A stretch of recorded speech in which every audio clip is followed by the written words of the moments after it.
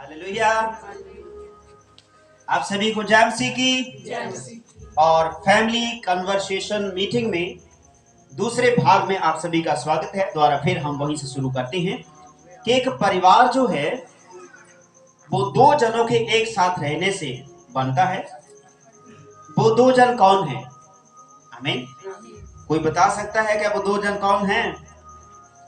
और भाग दूसरा हम शुरू किए हैं कि वो दो जन कौन है जिनके वसीले परिवार बनता है, जिनके वसीले परिवार कहलाता है। औरत और स्त्री औरत और स्त्री ये बंदा पक्का है। Hallelujah, very good, hallelujah. इसे तो परिवार कहते हैं। परिवार में ऐसी गोतम सोत होती रहती है ना। आमीन। ये खुशी की पल, इसीलिए कहा, इसीलिए अरे भाई औरत और स्त्री ही है।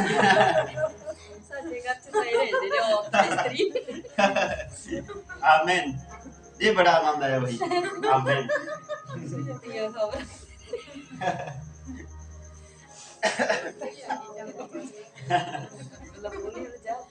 औरत बहन रंजीत और स्त्री हालेलुया, आमीन। इसीलिए हमें ध्यान देना है परिवार में कौन कौन रहते हैं। भाई क्या बात है, हालेलुया। एक परिवार एक छोटी सी बात मुझे याद आ गई। अब पिछले दिनों हम जहाँ पर आराधना कर रहे थे और पता नहीं क्या बात हुई, हम ढोलक नहीं है, हम ताली बजाते हैं, हमारे पास छैने नहीं है, हम गीत गाते हैं, ऐसा कुछ गा रहे थे और मुझे नहीं पता क्या चल रहा है, सभी बोलना बंद हो गए और जब मैंने देखा ये सभी ऐसे करके हंस रहे हैं। ऐसे करके मैं जहाँ पर बैठे कहने लगी, कहने फेर गाले पहला मड़ा हंस लिए। आमीन। फिर आराधना कर लेना, पहले थोड़ा हंस ले।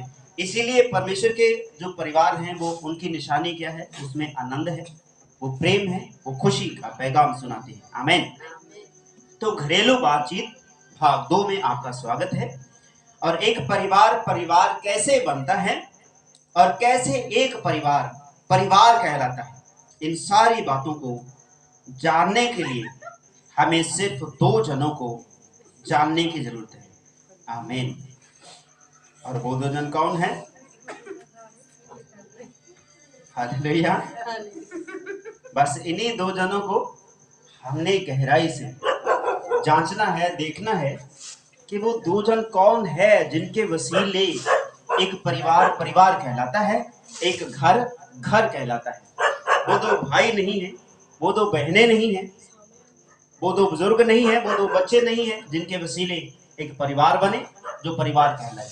तो हमें देखना है वचन के अनुसार वो दो जन कौन हैं जिनकी वजह से एक परिवार कहलाता है और जिनके होने से एक घर कहलाता है।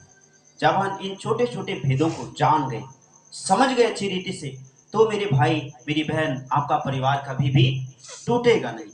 आमीन। परिवार कभी भी वो बिसरेगा नहीं, कोई खिलारा नहीं पड़ेगा जब आप इन बातों को समझ गए। आमीन। तो उदाहरण हम आपको देते हैं।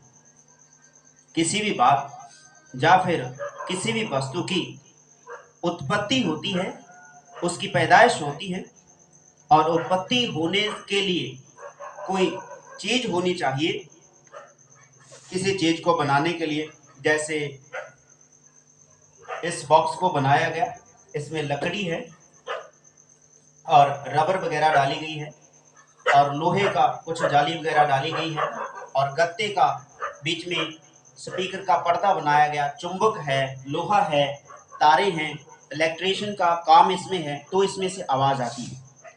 तो इसीलिए कुछ बनाने के लिए कुछ सामग्री, कुछ ऐसी चीज चाहिए कि जिससे वो बन सके। आमीन। और किसी भी वस्तु को बनाने से पहले कोई चीज चाहिए और जिससे हम जो बनाना चाहते हैं वह बना सके। अलग अलग काम के लिए अलग अलग वस्तु की सामग्री की जरूरत होती है। इसीलिए यदि घर को बनाया गया इसके लिए ईंटों की जरूरत पड़ती है, सीमेंट, रेता की जरूरत पड़ती है, और पिलर भरने के लिए सरिये खड़े करने पड़ते हैं, नींव डालनी पड़ती है, और ये सारी बातों को पैदा करने के लिए, बनाने के लिए सामग्री, एक मटेरियल चाहिए होता है। और वैसा ही इस जगत में एक परिवार जब उत्पन्न होता है तो परिवार बनाने के लिए कुछ चाहिए। आमीन।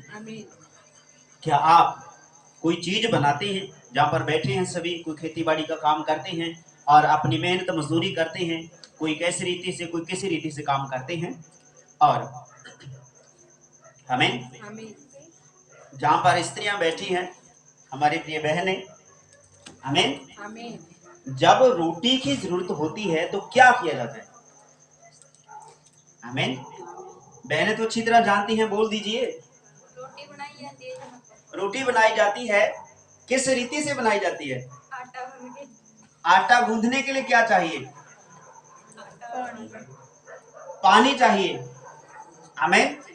पानी और आटे को मिक्स करने के लिए क्या चाहिए? एक थाली वगैरह चाहिए, कोई प्रांति वगैरह चाहिए जो सही रीति से होनी चाहिए। आमीन।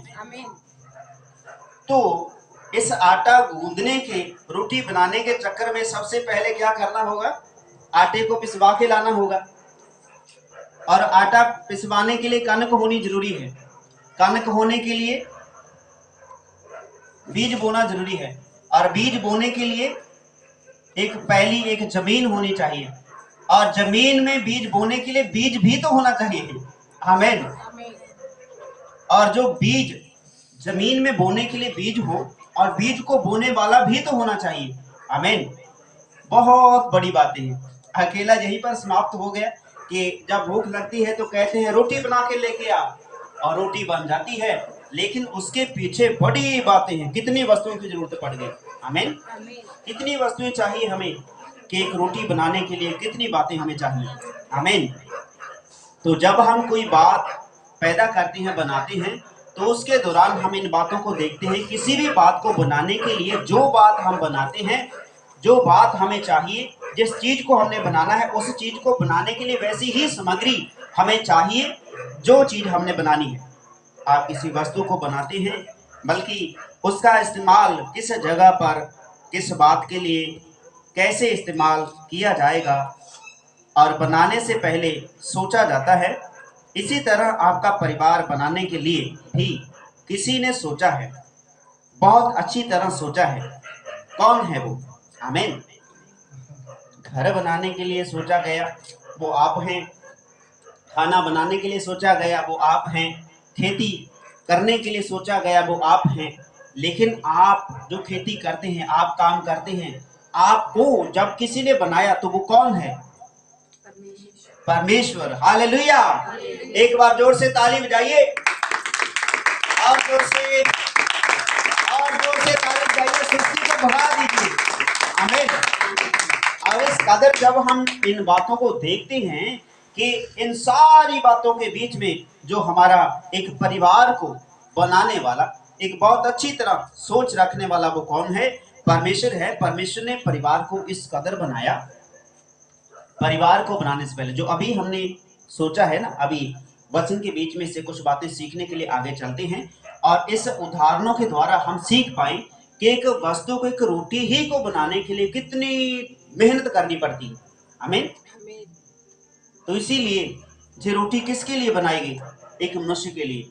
अभी जब मनुष्य की रचना की गई है, तो परमेश्वर ने कितनी बड़ी दूर तक ये सोचा है।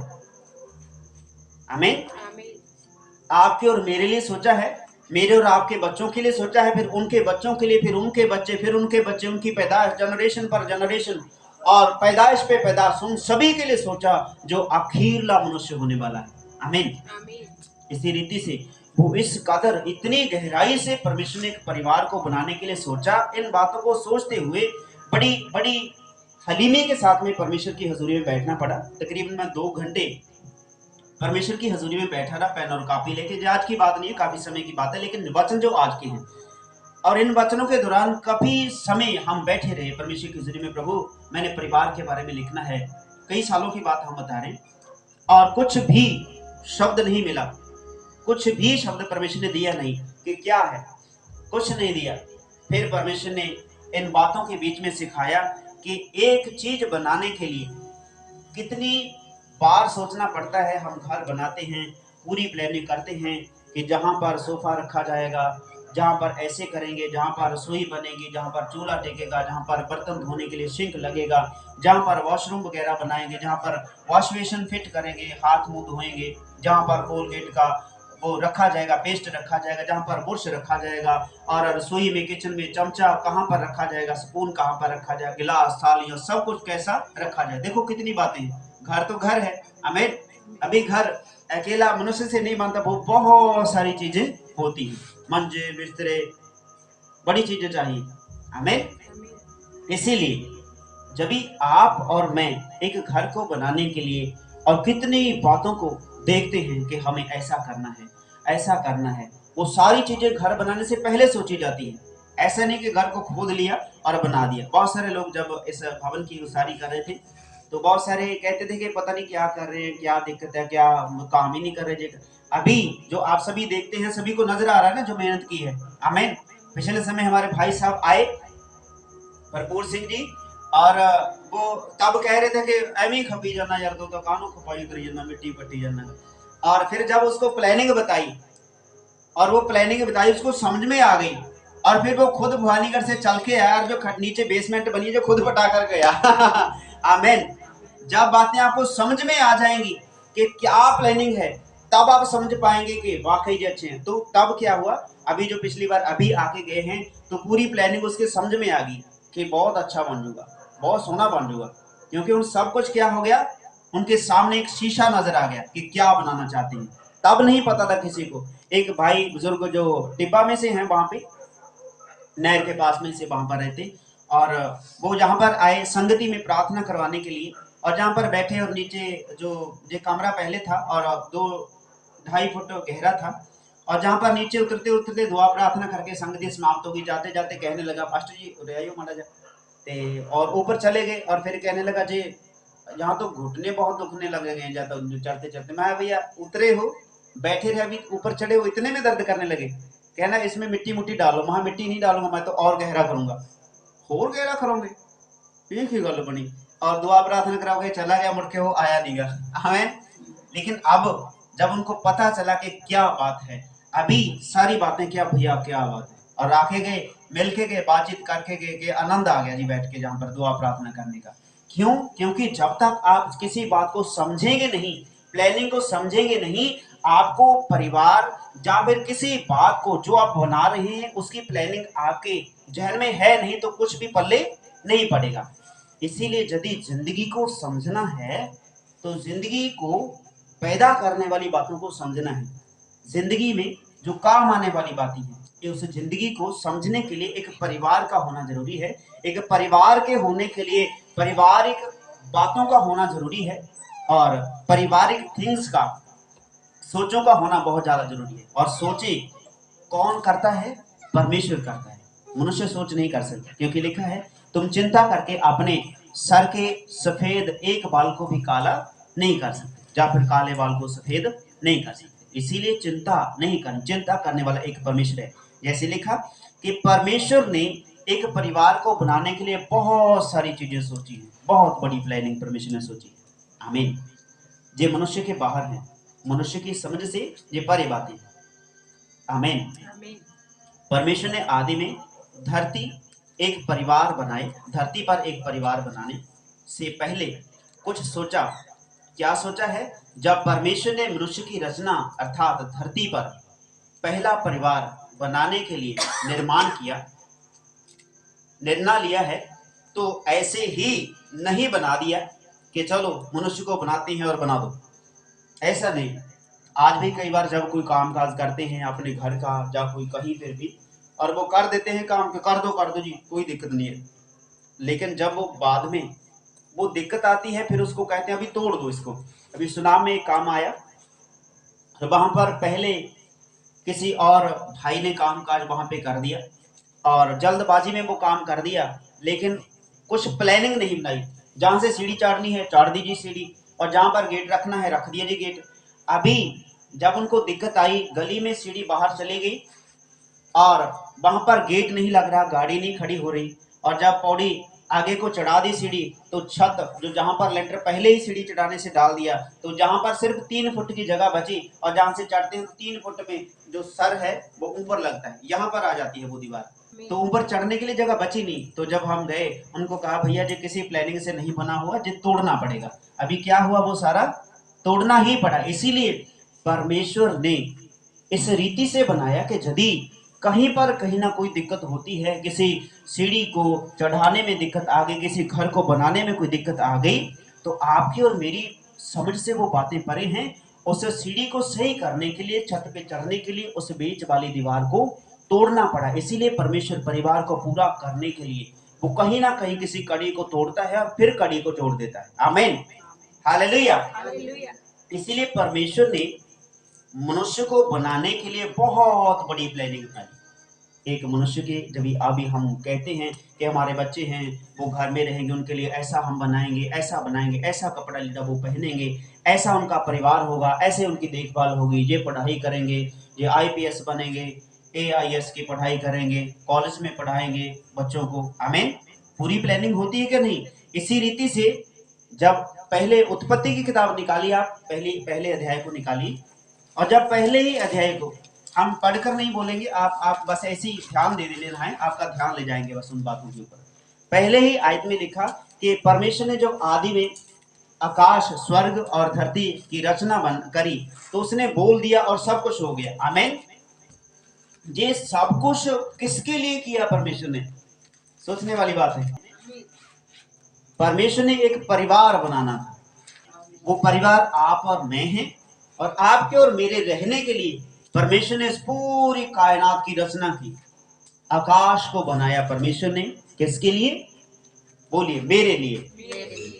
इस धरती पर जो अंधेरा था उसको दूर भगाया परमेश्वर ने, किसके लिए? मेरे लिए। और फिर जो जहां पर पानी इकट्ठा हुआ था उसको एक जगह पर इकट्ठा किया, सूखी धरती बनाई, किसके रहने के लिए? मेरे लिए।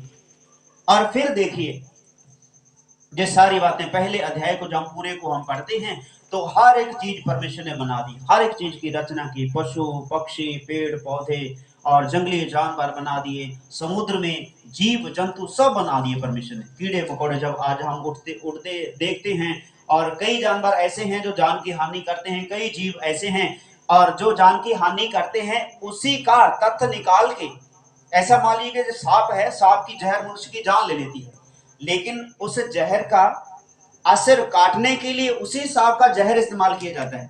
जैसे कि बिच्छू काट ले यदि हाथ के ऊपर, पैर के ऊपर, तो उसी बिच्छू को मार के उसी जगह पे लगाना पड़ता है तो दर्द बंद होता है। देखिए तो कैसी अद्भुत रीति परमेश्वर ने रखी है। इसी दौरान हमें समझने की जरूरत है, आकाश बनाया परमेश्वर ने, जी अकेला बना ही नहीं दिया कि आकाश बनाना है जी चलो बना दीजिए और इसमें तारागण होने चाहिए जी रख दीजिए, ऐसे बिना प्लानिंग के कुछ नहीं किया परमेश्वर ने। एक परिवार को बनाना था, परिवार को बनाने के लिए उसने बहुत सारी बातों को रचा, वो कैसे रहेगा, वो कहां कहां पर रहेगा, और फिर बागे अदन बनाया परमेश्वर ने, सारी सृष्टि की रचना करके एक खूबसूरत, एक ऐसा पल, जैसे आज हम जाते हैं ना मसूरी वगैरह चले गए, शिमला चले गए और जम्मू कश्मीर चले गए और अलग अलग वादियों में हम चले गए, तो वहां पर देखने के लिए, सुंदर जाने के लिए, तो इसी रीति से एक बहुत ही सुंदर, बहुत ही मन भावना एक ऐसा स्वर्ग परमेश्वर ने धरती पर बनाया, पूर्व की ओर बनाया, और जहां पर परमेश्वर ने मनुष्य को बना करके रख दिया वहां पे। हालेलुया, आमीन। तो इसीलिए पहला परिवार बनाने के लिए निर्णय परमेश्वर ने लिया, तो इस निर्णय को ऐसे ही परमेश्वर ने नहीं लिया, उस मनुष्य को बनाने से पहले जिसका निर्णय लिया, अभी देखिए जिस स्पीकर किसी ने बनाया और उसने पूरा इस्तेमाल किया अपने बुद्धि को कि इसको बनाएंगे सही, म्यूजिक भी होना चाहिए, जो फोन के साथ भी अटैच होना चाहिए, और इसमें 2 माइक भी लगते कर दिए कि माइक भी लग जाए, क्योंकि ये बड़ा है और ये कोई घर में ऐसे तो रखेगा नहीं, ये किसी काम में आना चाहिए, यदि ऐसे रखना है तो ठीक है, नहीं इस्तेमाल करना है तो कर जाए। अभी माइक क्या है, इसमें लगा करके आवाज आती है और कलीसिया को संगत में हम सुनाते हैं। जी कारण क्या है मेरे भाई मेरी बहन, कि हर एक चीज को बनाने से पहले उसकी प्लानिंग की जाती है कि कैसे बनाएं, किस काम के लिए ये इस्तेमाल होगा। परमेश्वर ने ऐसे ही स्वर्ग, ऐसे ही नरक, ऐसे ही वो तारा गणों को, ऐसे ही सृष्टि की रचना नहीं की। ऐसे ही परमेश्वर ने अमरूद नहीं बनाए, ऐसे ही मनुष्य के दांत नहीं लगा दिए। नहीं तो परमेश्वर को बंदे के दांत लगाने की जरूरत नहीं थी। उसको पता था अमरूद के बीज जो हैं वो करड़े होंगे, गन्ने वगैरह, पूंडी वगैरह करड़ी होगी, उसको चुपने के लिए और चबाने के लिए दांत मनुष्य के होने लाजमी है। हालेलुया। हर एक बात को परमेश्वर ने गहराई से सोचा। एक एक छोटी छोटी बात जो आप सोच भी नहीं सकते, ऐसी बातों का परमेश्वर ने भेद खोला है। यदि आप चाहते हैं कि हम सीखें तो संगति में लगातार बने रहें और परमेश्वर से कहिए, प्रभु ऐसे भेद की बातें जो आप अपने दास के ऊपर खोलते हो और स्त्रियों स्त्रियों के ऊपर खोलते हो, हमारे ऊपर भी खोल दीजिए। हालेलुया। जी एक बहुत बड़ा भेद है जी जो भाई के मुख से निकला है ना शब्द, इस शब्द की बहुत ज्यादा कीमती है, कीमत है। इसी के ऊपर पूरा पूरा टिका हुआ है सृष्टि का। आमीन। हालेलुया। एक छोटी सी बात हम बताना चाहते हैं। ये तो हमारे भाई के साथ में एक वैसे ही हो गया है ना, मन में वो बात थी वो निकल गई। हम आपको बताते हैं कि कुछ बातें अमनदीप हमसे कहने लगी कि मेरे साथ तो ऐसा होता है, कुछ घटनाएं हो जाती है मनुष्य के साथ में, है ना, कुछ घटनाएं हो जाती हैं। लेकिन हमने आपको बताया कि ऐसी कोई भी बात नहीं जो हम बता ना सके। हम वो हर एक बात बता सकते जो हमारे साथ घटती है, क्योंकि हम प्रभु की हजूरी में हैं। यीशु की हजूरी में जो उजाले में रहते हैं वो हर एक बात को बता सकते हैं। जो घटना हुई और कहने लगी मेरे साथ तो ऐसा होता नहीं, तेरे साथ कैसे हो गया। मैंने कहा भाई मुझे तो दिन में भी तू दिखाई देती है और रात को भी तू ही दिखाई देती है। क्यों? क्योंकि ध्यान कहाँ पर है? परमेश्वर की सेवा में। जब प्रार्थना करते हैं तो भी हमारे पास में रहती है, जब शाम को प्रार्थना करके सो जाते हैं तो भी साथ में हैं बच्चे पूरे, और जब काम पे जाते हैं तो भी ध्यान बीच में कहाँ पे है? बच्चों के प्रति वो हमारे लिए प्रार्थना कर रहे हैं। तो ध्यान कहाँ पे है? जहां पर ध्यान होगा, परमेश्वर के वचन में लिखा है आपका ध्यान कहाँ है? ओ बेटा ये कैसे था? आमीन। हालेलुया। और भाई का नाम ध्यान है और हमने पूछा ध्यान कहाँ है, आप बोल दे के वो बैठेगा। और इसी दौरान हमें ध्यान देने की जरूरत है कि हमारे जीवन में जो एक छोटी छोटी बात घट चुकी है वो परमेश्वर की एक बहुत बड़ी प्लानिंग है। आमीन। जोर से एक बार बोलिए हालेलुया। हालेलुया। आपकी आवाज कम पड़ गई है, जोर से बोलिए अपने आप। हालेलुया। हालेलुया। हालेलुया। आमीन। और इसीलिए कि परमेश्वर का वचन कहता है कि मनुष्य की रचना करने से पहले ऐसे नहीं कि मनुष्य को बना दिया बस हो गया जी, बंदा बनाना है जी बना दो, और एक औरत स्त्री बनानी है बना दो, ऐसा नहीं। सब कुछ उसको बनाने से पहले पूरी छोटी छोटी बात को देखा गया कि कैसे कब कैसे कहां पर इस्तेमाल करना है, कैसे करना है। ऐसे ही नहीं बना दिया कि मनुष्य को बनाना है और बना दो, नहीं किया। परमेश्वर ने मनुष्य को क्या सोचकर बनाया है और क्या चाहता है परमेश्वर, क्या चाहत रख के परमेश्वर ने मनुष्य को बनाया है, क्या आपको पता है? हालेलुया। हम जब किसी चीज की उत्पत्ति करते हैं तो हमारी एक चाहत होती है। हमने जे हमारे पास भाई बैठे हैं उनके पास में जे कैमरे वाला स्टैंड लेकर के आए, उन्होंने दे दिया, तो हमारी चाहत थी कि फोन को टिकाने के लिए, कैमरे को टिकाने के लिए कोई स्टैंड होना चाहिए, हमारी चाहत थी। तो चाहत को पूरा करने के लिए हम भाई के पास में गए और परमेश्वर की दया से उनके पास में पहले से जो पड़ा था, और अभी भी हम कहते हैं मेरे भाई यदि जरूरत हुई तो अब ले जा सकते हैं। आमीन। हालेलुया। तो इसी दौरान जो चाहत रख के आप कोई चीज को करते हैं वो किसी ना किसी चाहत को रख के करते हैं। आमीन। यदि ये भवन की उसारी अभी हो रही है तो जे मेरी क्या चाहत है, परमेश्वर की क्या चाहत है कि जहां पर प्रार्थना की जाए। नहीं तो हम जहां पर कमरे अपने अपने बना के बैठ जाते हैं मॉल से, है ना। लेकिन नहीं, हमारी कोई इच्छा है, परमेश्वर की कोई योजना है आपके और मेरे प्रति, एक चाहत रख के परमेश्वर ने मनुष्य को बनाया है। तो क्या आप जानते हैं कि परमेश्वर क्या चाहते हैं मनुष्य से? क्या चाहत उसने रख के मनुष्य को बनाया? जो हमारे भारत में इस हारमोनियम का जो बनाया गया, इस हारमोनियम को पैदाइश हारमोनियम की जो है वो भारत की है, भारत के लोगों ने बनाया। क्या चाहत रख के कि जब हमारा गला सूख जाए तो बीच में इसकी टोन हमारे गले से मिलती होनी चाहिए। लगातार कोई गा नहीं सकता, इसके लिए बीच में टोन देने के लिए एक चाहत रख के कि जब हम गाना बंद कर दें तो हारमोनियम गाए, तो हारमोनियम से सुर निकले जैसे हमारे गले से निकलती, ऐसे ही सुर आधा आधा, बिल्कुल आधा आधा, सवा सवा सुर करके इसको बनाया गया। कितने सुर डाल दिए इसमें कि जो जो मनुष्य, जिन सुरों में मनुष्य बात करता है वही बातें इस हारमोनियम के बीच में से निकलती। मनुष्य बोले ना बोले, लेकिन हारमोनियम जब बजाया जाता है तो ऐसा लगता है कि सत्य में वही है, जिसने सुना होता है वही बोल रहा है। आमीन। तो इसीलिए कोई चाहत रखेगी, वो चाहत क्या थी कि जब हम गाना बंद कर दें, हारमोनियम की टोनों पर हम हाथ रखें, जी हारमोनियम हमारे साथ में हमारा सहयोग दे एक कोरस गाने के लिए। जो साथ में किसी को गाना नहीं आता तो जी हारमोनियम गाने लग जाता है। आमीन।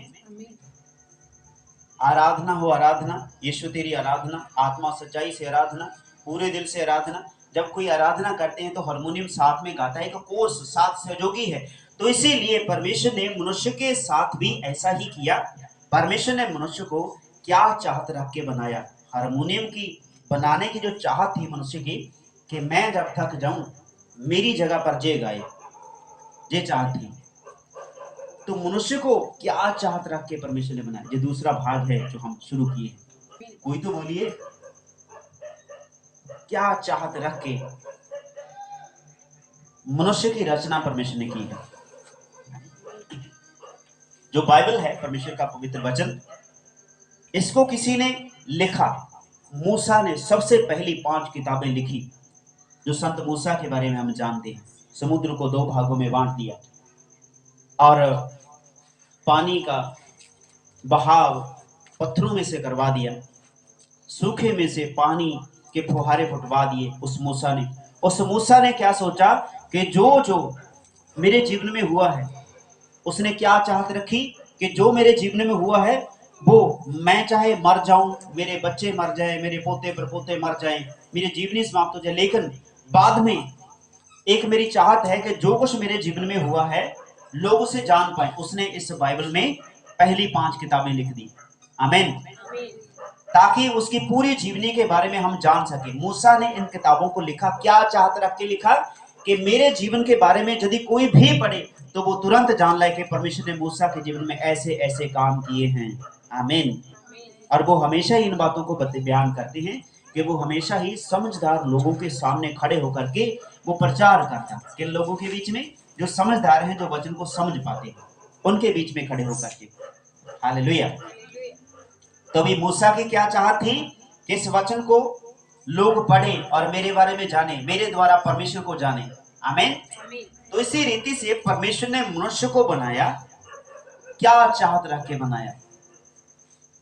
हमें छोटी सी बात है, ज्यादा बड़ी बात नहीं है, पर भेद की बात है। हालेलुया। एक आपको छोटी सी बात, उदाहरण हम बताते हैं। 4 अंकों का कोड है जो एटीएम में इस्तेमाल होता है और गूगल पे पे, जी पे पेटीएम में, है ना, एटीएम में ये 4 अंकों का कोड है। ये 4 अंकों का कोड पूरे वर्ल्ड में है। इन 4 अंकों का भेद किसी ने पाया नहीं।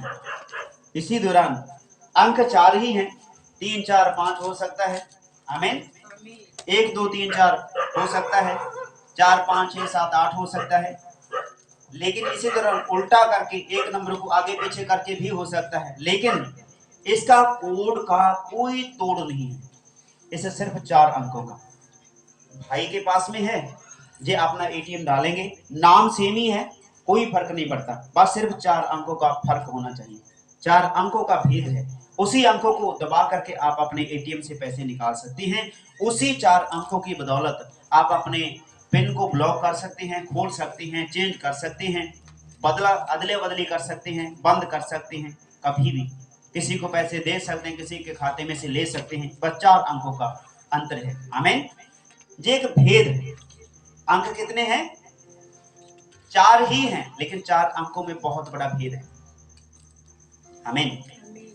परमेश्वर ने मनुष्य को क्या सोचकर बनाया, क्या चाहत परमेश्वर ने रखी कि हम मनुष्य की रचना करें।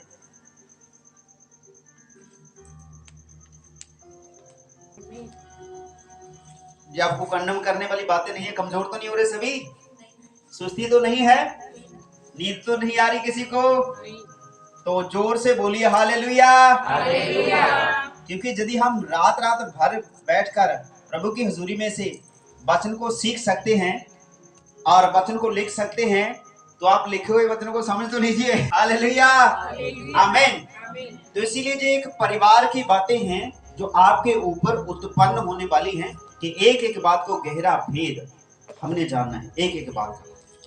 परमेश्वर ने मनुष्य की रचना करने से पहले बहुत बड़ी योजना बनाई है और मनुष्य की सूरत ऐसे ही नहीं बना दी कि बस बना दो जी, जैसा ठीक ठाक लगे बना दो। अभी आप गौर करके देखिए, किसी भी मनुष्य का चेहरा मिलता है क्या? हालेलुया।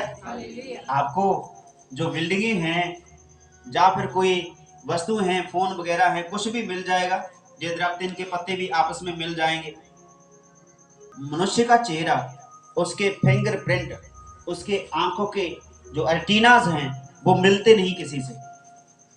खून मिलता है, खून सिर्फ 5-7 ही अंश हैं जो अलग अलग हैं, ABCDEF जो भी होगा। पूरे वर्ल्ड में ये सिर्फ 4-5 ही ब्लड है जो पूरे वर्ल्ड में है, कोई अदला बदली नहीं। लेकिन चेहरा परमेश्वर ने किसी का एक जैसा नहीं बनाया, थोड़ा थोड़ा अंतर रहता है। जुड़वा बच्चे पैदा होते हैं तो उनमें भी एक जैसे होते हैं, लेकिन कोई ना कोई अंतर होता है। कोई थोड़ा सा पतला होता है, कोई थोड़ा सा मोटा, किसी की कोई आंख मोटी होती है, किसी का जो ऊपरला हिस्सा थोड़ा मोटा पतला होता है। आमीन। अंतर रखा परमेश्वर ने, क्या सोचकर, क्या चाहत रख के परमेश्वर ने मनुष्य को बनाया, ऐसे ही बना नहीं दिया। बहुत बड़ी योजना है परमेश्वर की। हालेलुया, आमीन। और उत्पत्ति की किताब पहला अध्याय, जहां पर भेद की पहली बात हम आपके लिए खोलते हैं। आप दुआ करें अपने हृदय में कि परमेश्वर आजादी दे आपको जगत की बातों से। परमेश्वर ने मनुष्य को कैसा बनाया है, अभी आप देखिए। परमेश्वर कोई एक ऐसी चीज है क्या कि हम उसको एक ही रूप से जान पाए? आमीन। हम उसको एक रीति से नहीं देख सकते। जितने जहां पर बैठे हैं एक आत्मिक अनुभव लेकर के कहते हैं कि यदि आप अभी परमेश्वर को देखेंगे अभी इसी समय, तो आपको अलग अलग रूपों में दिखाई देगा। कोई मेरे चेहरे को देखेगा, कोई अपने भाई के, कोई अपनी बहन के चेहरे को देखेगा। ये अलग अलग विधियां हैं। परमेश्वर वैसा ही आपको चेहरा अपना दिखाते हैं जैसा आप उसको देखना चाहते हैं। प्रभु के वचन में एक बहुत बड़ी भेद की बात लिखी है कि जैसे आप प्रभु के सेवकों को कबूल करोगे वैसा ही आप प्रतिफल पाओगे। कैसे? एक छोटे से छोटे बच्चे को, ये बच्चा बैठा है, इसको यदि हम प्रभु का सेवक मानते हैं तो वो प्रभु के सेवक का प्रतिफल हम पाएंगे। यदि हम परमेश्वर का एक तालिब मानते हैं और उसका नबी मानते हैं तो उस नबी का जो आदर है अपने जीवन में प्रतिफल हम पाएंगे। ऐसा है परमेश्वर हमारा, ऐसा है प्रभु यीशु मसीह की रचना कि एक मनुष्य के अंदर ऐसी बात को परमेश्वर ने रखा है कि परमेश्वर ने मनुष्य को ऐसा बनाया है कि किसी से मेल नहीं खाता, वो सिर्फ एक चीज से मेल खाता है। अभी आप पढ़िए पहला अध्याय, उत्पत्ति की किताब पहला अध्याय, उसकी 26 आयत को हम पढ़ेंगे।